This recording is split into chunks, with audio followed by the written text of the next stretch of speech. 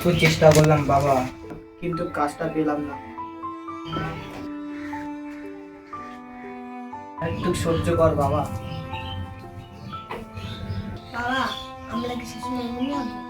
আমি তো চেষ্টা করছি, কিন্তু সবকিছু তো আমার হাতে নেই। তাহলে কার হাতে আছে?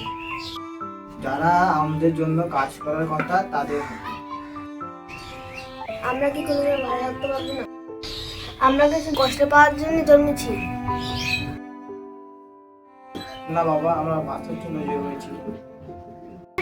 আমরা যদি চুপ থাকি, টাকা মানেই অন্যায়কে সমর্থন করা, গরিবের স্বপ্ন ভাঙার নামই হলো দুর্নীতি। নেতারা ভুলে গেছে জনগণের ক্ষমতা।